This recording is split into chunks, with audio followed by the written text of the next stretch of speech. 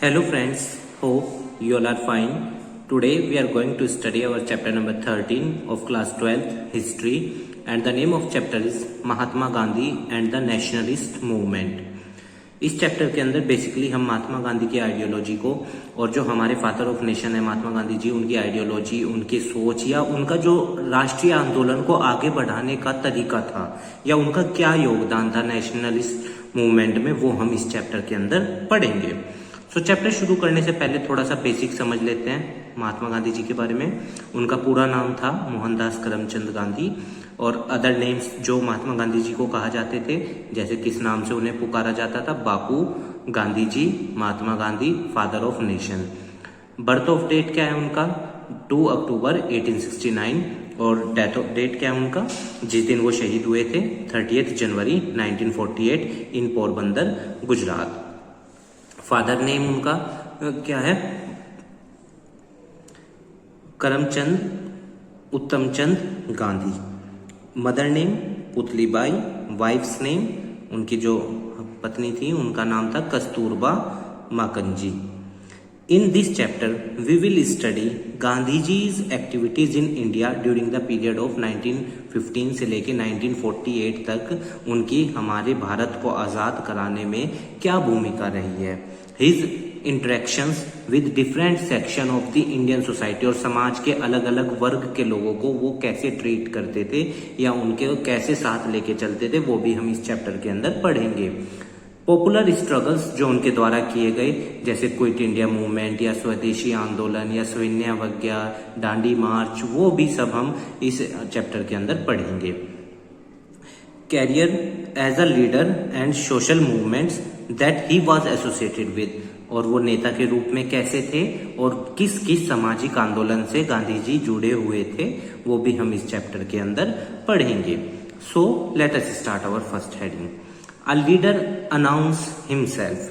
In January 1915, M.K. Gandhi returned to his homeland. वो वापस आ गए दक्षिण अफ्रीका से after 2 decades of resident abroad. और वो 20 साल तक कहाँ रहे थे, दूसरे देश में रहे थे अपनी एजुकेशन के लिए.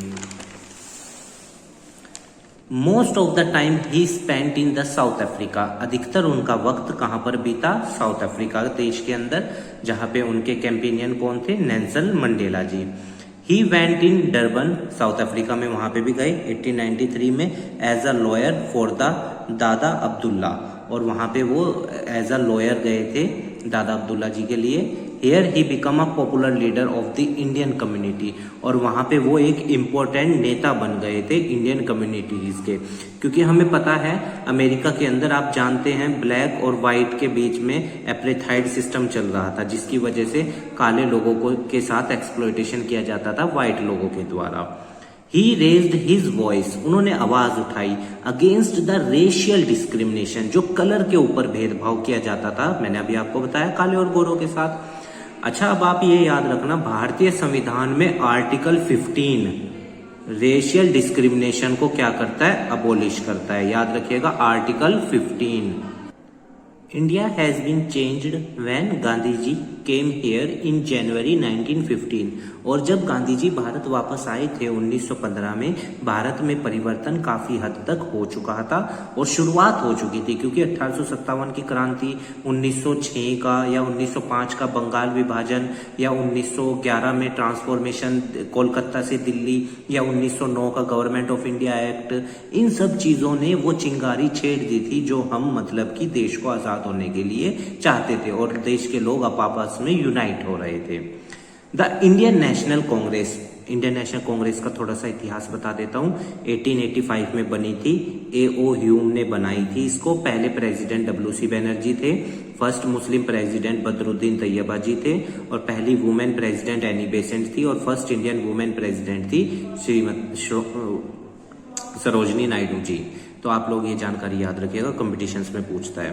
तो the Indian National Congress now, और 1885 ईयर भी याद रखना, now had branch in most major cities and town, और भारतीय राष्ट्रीय कांग्रेस की अब अधिकतर सभी बड़े शहरों में और छोटे कस्बों में ब्रांचें बन गई थी, जिससे वो क्या करते थे, अपनी पॉलिटिकल एक्टिविटीज को कंडक्ट करते थे. They were not active in political activities of the Swadeshi movement of 1905 से जो 1907 के बीच में स्वदेशी आंदोलन चला था, उसके बीच में वो इतने एक्टिव नहीं थे। और याद रखना 1905 की घटना, ये लॉर्ड कर्जन ने बंगाल विभाजन किया था, और 1906 में मुस्लिम लीग, और 1907 में सूरत सेशन, जहां ये अपना कांग्रेस दो हिस्सों में टूटा था। ठीक है। सम leaders emerge like Bal Gangadhar Tilak of Maharashtra, Bipin Chandra Pal of Bengal, और लाला लाजपत राय ऑफ पंजाब। और हम इन तीनों को, इन महान नेताओं को किस नाम से जानते हैं? लाल बाल पाल। आप इनके फुल नेम भी याद रखिएगा। These leaders started militant, आक्रामक, इन्होंने आक्रामक वे में अपोज किया किसको? अंग्रेजों के। अगर उनके खिलाफ लड़ना पड़ा तो वी शैल फाइट, उनके खिलाफ लड़ेंगे हम। बट गांधी जी तो नॉन वायलेंस को सपोर्ट करते थे। गांधी जी मेंटर, गांधी जी के गुरु कौन थे? गोपाल कृष्ण गोखले। ये भी इंपॉर्टेंट क्वेश्चन है, याद रखिएगा। Advised Gandhi ji to spend a year travelling around the British India. उन्होंने एडवाइस किया गांधी जी को कि आप एक साल ना पूरा भारत घूम लो और समझ लो कि भारत है कैसा। 1916 में opening of Banaras Hindu University by किसके द्वारा बनाई गई थी? बनारस हिंदू यूनिवर्सिटी मदन मोहन मालवीय जी के द्वारा। मदन मोहन मालवीय जी को भारत रत्न भी मिला है, और हमने अपनी एजुकेशन इसी यूनिवर्सिटी से की है, बनारस हिंदू यूनिवर्सिटी से। बहुत अच्छी यूनिवर्सिटी है, बनारस के अंदर है। प्रिंसेस ऑफ फिलियंथ्रोपिस्ट्स, समाजसेवी थे, were invited who donations had contribute to the founding of the BHU. और इन्होंने जो राजा थे या जो लोग मतलब दान पुण्य का काम करते थे, उन लोगों से रिक्वेस्ट किया कि आप डोनेशन दीजिए और हम एक ऐसी संस्था बनाएंगे जो क्या करेगी? एजुकेशन को प्रमोट करेगी। तो फिर बनारस हिंदू यूनिवर्सिटी का निर्माण हुआ। Congress leader also invited such as Annie Besant, को भी इनको इनवाइट किया गया था। इवन आर्ट्स की जो फैकल्टी है उसमें तो एनी बेसेंट जी के नाम पे एक भवन भी है। Here Gandhi ji invited because of worked by him in South Africa. Gandhi ji को भी इन्वाइट किया गया था क्योंकि उन्होंने साउथ अफ्रीका में रेशियल डिस्क्रिमिनेशन के खिलाफ आवाज उठाई थी। Gandhi ji spoke that richly decorated noble man present and millions of the poor Indians were absent. तो इन्होंने कहा गांधी जी ने वहां पे कि भाई देखो, अमीर लोगों को तो आपने बुलाया है यहाँ पे, पर जो गरीब लोग हैं या मिलियंस ऑफ पुअर हैं वो तो यहाँ एब्सेंट है। गांधी जी उस चीज को इशारा करना चाह रहे थे यहाँ पे कि जो सोसाइटी के अंदर चीजें हो रही हैं। कहने का मतलब है अगर हमें देश आजाद करना है सबको साथ लेके चलना पड़ेगा। Gandhi ji told about poor peasant and labourers. उन्होंने लेबर मजदूरों या इनकी बात उठाई वहां पे। Gandhi ji told the invitees that there is no freedom for India unless you get free from this show off. और गांधी जी ने वहां पे कहा कि जब तक आप इन सब चीजों से, ये शो ऑफ से आजाद नहीं होगे, तब तक आप भारत को आजाद नहीं करवा पाओगे। आपको भारत के सभी वर्ग के लोगों को साथ लेके चलना पड़ेगा। अवर freedom can only come through the farmers. और हम, क्योंकि हमारी पॉपुलेशन उस टाइम तो बहुत ज्यादा किस पे इन्वॉल्व थी? खेती पे ही इन्वॉल्व थी। इवन आज भी आप गवर्नमेंट रिकॉर्ड्स के हिसाब से 48.9% लोग डायरेक्टली इन्वॉल्व किस पे हैं? खेती पे हैं। और आप जानते ही हैं किसान की स्थिति के बारे में। Neither the lawyers nor the doctors nor the rich landlords are going to secure it. और ये सब लोग तो चलो ठीक है, कंट्रीब्यूशन देंगे, पर अगर किसी का हकीकत में कंट्रीब्यूशन की जरूरत पड़ेगी तो वो आम इंसान है, उसकी जरूरत पड़ेगी इस देश को आजाद कराने में। देखो प्रैक्टिकल वे में बात ठीक भी है, क्योंकि ऑफिशियल चीजों में इन लोगों की जरूरत पड़ेगी, मानते हैं, पर जो जहां पे मैन पावर की जरूरत पड़ेगी वहां पे तो वही लोग आएंगे ना। इसलिए गांधी जी उस चीज पे जोर दे रहे थे। और गांधी जी की शुरू से आइडियोलॉजी ये रही है कि सबको साथ लेके चलना चाहिए। Gandhi ji built his popular image from it. और वहां से गांधी जी की एक अच्छी इमेज मन के मतलब सामने आई कि देखो एक नेता ऐसा भी है जो सबको साथ लेने की बात कर रहा है, और जनता ने सुना भी इन्हें। In December 1916 at the annual Congress held in Lucknow में मीटिंग हुई। A peasant from Champaran in Bihar told him about the rude treatment by British to the peasant who cultivating indigo plants. और चंपारण से एक किसान ने गांधी जी को बताया कि वहां में हमारे साथ बहुत जुल्म हो रहा है, हमसे जबरदस्ती इंडिगो की फसलें उगवाई जा रही हैं और हमें उसके सही रेट भी नहीं देते और हमारा एक्सप्लॉयटेशन करते हैं लगान ज्यादा वसूल कर। The making and unmaking of non cooperation. Gandhi ji was involve in 3 struggle, Champaran in 1917, Ahmedabad in 1918, Kheda in 1918। Most important questions, you should remember these years और क्या हुआ था वो भी। चंपारण के अंदर वो उन्होंने किसके खिलाफ आवाज उठाई थी? Problem of Indigo planters. Ahmedabad में 1918 में कॉटन मिल जो वर्कर्स की स्ट्राइक हुई थी उसके खिलाफ, और खेड़ा सत्याग्रह में क्रॉप फेल हो गई थी पर वो लगान के लिए उन्हें फोर्स किया जा रहा था, उसके खिलाफ उन्होंने आवाज उठाई थी। तो ये तीनों आप जरूर याद रखिएगा, बहुत इंपॉर्टेंट है। During the first world war of 1914-1918 तक चला पहला वर्ल्ड वॉर, और दूसरा 1939 से 1945। British restricted the press and permitted detention with trial. Britishers ने क्या किया? अच्छा ये देखो, ये जो पहला वर्ल्ड वॉर खत्म हुआ ना 1919 में ही, क्या लेके आए वो लोग? रोलेक्ट एक्ट। और रोलेक्ट एक्ट की वजह से ही क्या हुई थी? जलियांवाला बाग की वो जो घटना हुई थी। रोलेक्ट एक्ट को महात्मा गांधी जी ने काला कानून कहा था। इसके अंदर क्या था? किसी भी व्यक्ति को उठाकर जेल में डाल दिया जाएगा बिना ट्रायल किए, ना उसको ये बताया जाएगा। सत्यपाल मलिक और सैफुद्दीन किचलू, इन दोनों महान व्यक्तियों को जेल में बंद कर दिया था इस कानून के तहत। और फिर इसी कानून के मतलब उसमें कह सकते हैं कि आप पीसफुल प्रोटेस्ट कर रहे थे जलियांवाला बाग के अंदर, पर जनरल डायर ने आके वो गोलियां चलवा दी थी हमारे इन भारतीय लोगों पर। तो ये कानून, और इसी कानून को महात्मा गांधी जी ने काला कानून कहा था, आप ये भी याद रखिएगा। रोलेक्ट एक्ट 1919। और 1919 में गवर्नमेंट ऑफ इंडिया एक्ट भी पास हुआ था, डायरार्की एट सेंटर। आप मुझे इसके बारे में थोड़ा सा बताइएगा कि डायरार्की एट सेंटर क्या था। सर सिड ने रोलेट इम्प्लीमेंटेड दीज रूल्स, और रोलेक्ट एक्ट लागू कर दिया इसने सर सिडनी ने।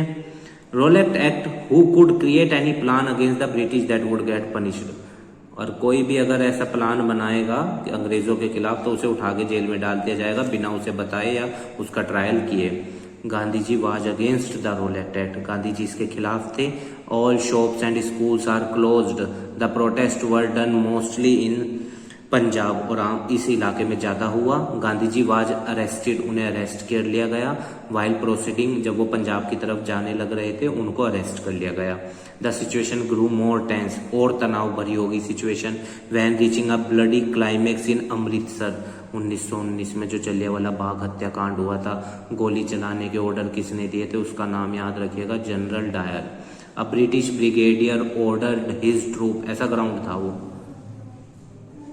तो ये लोग अंदर गए यहाँ से, और यहाँ पे ऐसे खड़े हो गए, हमारे भारतीय भाई यहाँ पे बैठे हुए थे, उनके ऊपर गोलियां चलवा दी। तो आप इस जलियांवाला बाग हत्याकांड के बारे में पढ़िएगा, ठीक है। A British brigadier ordered his troop, अपने सैनिकों को, टू ओपन अ फायर। और उस दिन त्योहार कौन सा था वो भी याद रखिएगा, बैसाखी का त्योहार था, ठीक है। बहुत इंपॉर्टेंट क्वेश्चन है ये भी। मोर देन 400 लोग मारे गए, जबकि ये यहाँ पे प्रोटेस्ट पीसफुल कर रहे थे, पर जनरल डायर को तो मौका मिल गया कि भाई रोलेक्ट एक्ट के तहत चलो जी। More than 400 people were killed, 400 से ज्यादा लोगों को मारा गया। और इसी घटना को क्या कहा जाता है? जलियांवाला बाग हत्याकांड। It was the Rowlatt satyagraha that made Gandhi ji a truly natural leader, और यहीं से ही गांधी जी को मतलब एक राष्ट्र नेता की पहचान मिलनी शुरू हुई जब उन्होंने इसके खिलाफ आवाज उठाई। गांधी जी कॉल्ड फॉर, उन्होंने मांग की इस चीज की, a campaign, non cooperation campaign की मांग की। ये की और मांग शब्द अलग अलग है, कि अब हम इन अंग्रेजों के साथ कोऑपरेट नहीं करेंगे, पीसफुली, ठीक है ना। ये नहीं कि हिंसात्मक वे में करेंगे इनको, अगर हम इनकी बातचीत नहीं मानेंगे तो इनसे लड़ेंगे, ऐसा नहीं कहा था गांधी जी ने, ठीक है। हम पीसफुली इनकी बात नहीं मानेंगे, गांधी जी की ये आइडियोलॉजी थी, non violence. Indians who wished colonialism to end were asked to stop attending school, college and law court and not pay tax।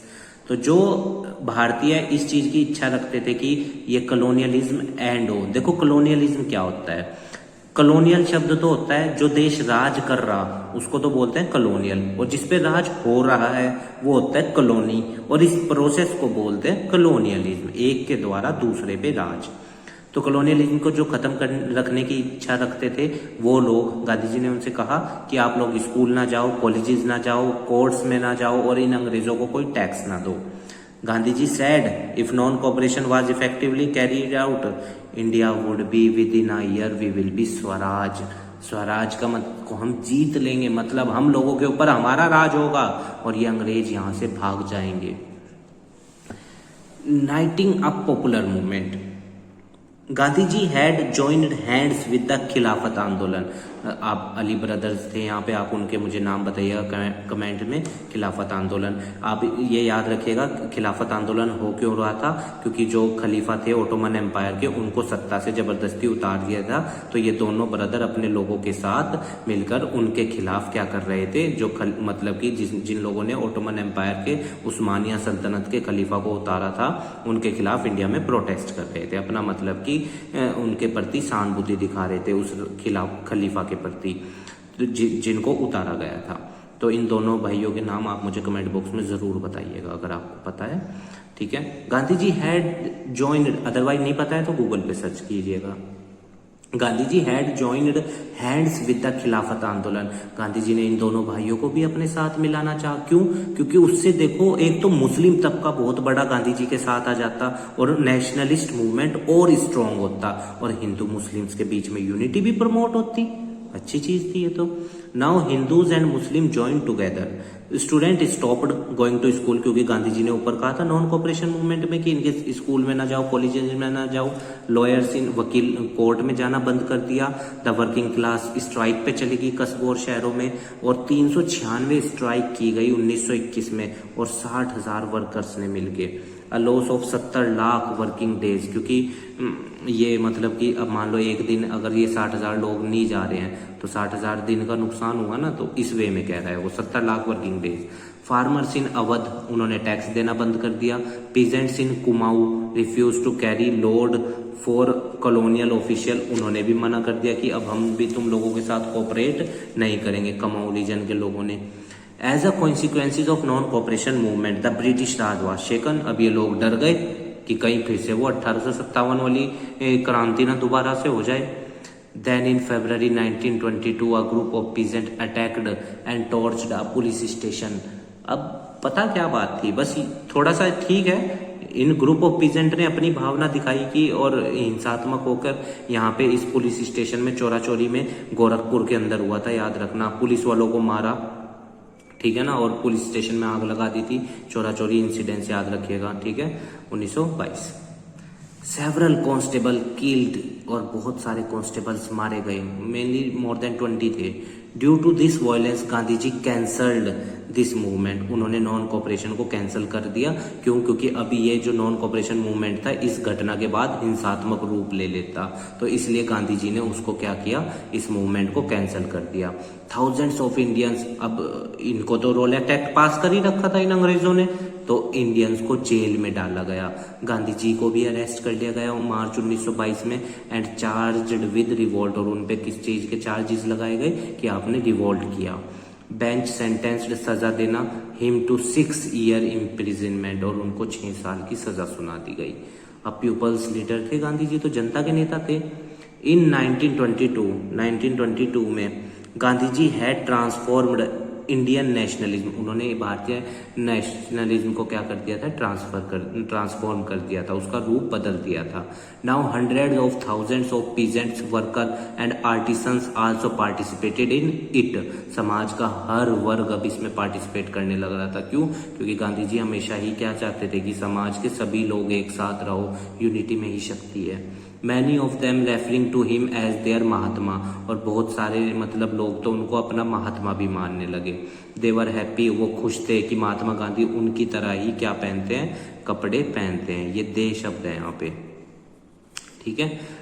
और अच्छी बात भी थी, देखो जनता का नेता जनता के जैसा ही दिखना चाहिए। अब अगर सूट बूट में दिखेंगे तो फिर तो जनता सोचेगी कि ये तो हम जैसे ट्रेडिशनल वे में भी कपड़े नहीं पहनते, हमसे अलग है। तो ये चीज लिव्ड लाइक दैम, और गांधी जी उन्हीं की तरह रहते थे और उन्हीं की भाषा बोलते थे। जनता इस चीज से बहुत खुश थी। Other nationalist leader dressed western suit और एन इंडियन बंदगला, बंदगला का कुर्ता होता है ना, कुर्ता पजामा, जैसे आप लोगों ने देखा होगा नेता लोग पहनते हैं। तो दूसरे नेता इस तरह के कपड़े पहनते थे। गांधी जी तो सिंपल धोती और लोइन क्लॉथ पहनते थे, मतलब कुर्ता पहनते थे। ही spent part of each day working on चरखा, और अपने दिन का बहुत बड़ा हिस्सा वो चरखा, मतलब देखा होगा आपने चरखा को व्हील करते हुए, खादी बनाते हुए गुजारते थे। Where Gandhi ji went rumours spread of his herculean power, और गांधी जी के मतलब कि ये अफवाहें भी फैलने लगी कि गांधी जी के पास दैवीय शक्तियां हैं। In some places it was said that he had been sent by the king to reduce the pain of people, और कुछ जगहों पर तो ये रूमर्स भी फैलने लगे कि इनको राजा ने भेजा है, कि राजा ने या भगवान ने भेजा है हम लोगों के दुखों को खत्म करने के लिए। Who criticized Gandhi ji found their houses mysteriously falling apart of their crops failing, और जो गांधी जी को क्रिटिसाइज करते थे वो लोग ऐसा महसूस कर रहे थे कि हम लोगों ने गांधी जी को क्रिटिसाइज किया, इस वजह से हमारी फसलें बर्बाद हो गई, हमारे घर खराब हो गए, ये सब चीजें। New branches of these Congress were set up in various part of India, और कांग्रेस भी उस वक्त तेजी से आगे बढ़ रही थी।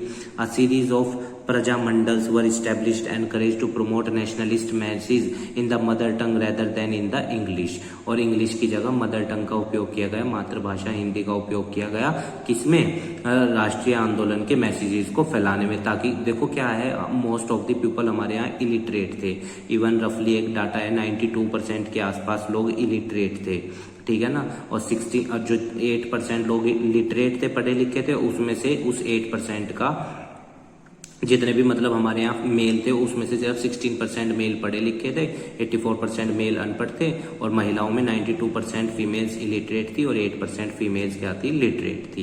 तो देखो इतनी ज्यादा इलिटरेसी, और इंग्लिश में अगर बोलेंगे फिर उनको कैसे समझ आएगा, तो एक ऐसी भाषा की जरूरत थी जिससे हम कम्युनिकेट किया जा सके, क्योंकि कम्युनिकेशन के जरिए ही तो मैसेज फैलाया जाएगा। और इवन आप ये भी याद रखिएगा, भारतीय संविधान के 8वें शेड्यूल में 22 भाषाओं को राजभाषा का दर्जा प्रदान है, ठीक है। Between 1917 and 1922, a group of highly talented Indians attached themselves to Gandhi ji, और जो टैलेंटेड लोग थे उन्होंने गांधी जी को मतलब वो गांधी जी के साथ जुड़े। जैसे कुछ टैलेंटेड लोगों के नाम जो जिन्होंने बहुत योगदान दिया हमारे देश को आज़ाद कराने में, महादेव देसाई, वल्लभ भाई पंत, जे.बी. कृपलानी जी, झंडा समिति के भी अध्यक्ष थे जे.बी. कृपलानी जी, सुभाष चंद्र बोस जी, आज़ाद हिंद फौज के संरक्षण थे, अबुल कलाम आज़ाद, जवाहरलाल नेहरू, सरोजनी नायडू, गोविंद बल्लभ पंत एंड सी राजगोपालाचारी जी। इन सब महान नेताओं ने और टैलेंटेड नेताओं ने हमारे देश को आज़ाद कराने के लिए बहुत योगदान दिया। महात्मा गांधी वाज रिलीज्ड, और उन्हें 1924 में जेल से छोड़ दिया गया। He promoted of homespun cloth, और उन्होंने कहा कि आप इन अंग्रेजों के कपड़े ना खरीदो, घर से बने हुए कपड़े खरीदो, और ये जो छुआछूत का अंतर है हम लोगों के बीच में, इसे खत्म करो और समाज के हर वर्ग के लोगों को साथ लेके चलो। इवन आज भी देखो आप, हमारे संविधान का आर्टिकल 17 एबोलिशन ऑफ अनटचेबिलिटी करता है, छुआछूत को खत्म, we all Indians are equal, article 14, ठीक है, और टाइटल्स को भी एबोलिश करता है, आर्टिकल 18, बस एजुकेशनल में जो आपको उपाधियां मिली है वो आप नाम के आगे लगा सकते हो, और आर्टिकल 19 फ्रीडम्स देता है, आर्टिकल 20 हमें एक्सप्लॉयटेशन से बचाता है, article 21 personal liberty and life की आज़ादी देता है। तो इतने सारे अच्छे अच्छे आर्टिकल्स हैं हमारे संविधान में, वो हम सबको क्या करते हैं, एक करके रखते हैं। He emphasized to increase economy by wearing khadi rather than meal made cloth, तुम अंग्रेजों के कपड़े ना पहनो, अपने खादी के कपड़े पहनो, देश में निर्मित। इवन आप देखो ये मोदी गवर्नमेंट के आने के बाद खादी जो 2014 में से लेके अब तक खादी का जो मतलब प्रोडक्शन है वो 300 गुना से ज़्यादा बढ़ा है। That is the important thing. क्यों? क्योंकि देखो खादी आमतौर पे कपड़ा कौन बनाते हैं? कॉटेज इंडस्ट्री वाले लोग, MSME वाले, माइक्रो स्मॉल मीडियम एंटरप्राइजेज वाले लोग घरों में अपने लगा लेते हैं छोटे छोटे उद्योग। तो इससे क्या होगा? एम्प्लॉयमेंट जनरेट होगा। सर्वोदया का कंसेप्ट महात्मा गांधी जी ने इसीलिए तो दिया था, सर्वोदया कंसेप्ट, कि आप कॉटेज इंडस्ट्री को, रूरल सेक्टर को डेवलप करो अगर आपको भारत का विकास करना है, क्योंकि मेजॉरिटी ऑफ पॉपुलेशन आज भी हमारी कहाँ है? रूरल सेक्टर्स में। तो ये चीज, तो स्टूडेंट इस वीडियो में हम यहीं तक रखते हैं। पार्ट 2 में हम 60 सत्याग्रह से शुरू करेंगे और बहुत ही जल्द पार्ट 2 भी आ जाएगा। उम्मीद है आपको जितना भी हमने इस वीडियो में पढ़ाया समझ में आया होगा, और अगर आपकी कोई क्वेरी है तो आप हमें कमेंट बॉक्स में बताना, हम उसका आंसर आपको ज़रूर देंगे। एंड जो क्वेश्चंस हमने आपसे पूछे हैं उनके आंसर भी आप कमेंट बॉक्स में प्लीज जरूर देना। और अगर हमारे द्वारा किसी पॉइंट में कोई गलती हो गई है तो उसके लिए हम आपसे क्षमा मांगते हैं, और कमेंट बॉक्स में आप बताइएगा कि सर इसमें ये मिस्टेक है, हम उसे करेक्ट कर देंगे डिस्क्रिप्शन में। और देखिए कोई भी पॉइंट ऐसा अगर आया जिससे आपकी कोई भावना हर्ट हुई है तो हम उसके लिए आपसे क्षमा मांगते हैं। हमारी कोई भी ऐसी इंटेंशन नहीं थी आपकी किसी भी भावना को हर्ट करने की, ठीक है ना। आप एज ए स्टूडेंट ही चीज़ों को इनटेक कीजिएगा और सीखिएगा। बाकी स्वस्थ रहिए, मन लगाकर पढ़ाई कीजिए और खूब नाम कमाइए। ठीक है स्टूडेंट्स, धन्यवाद।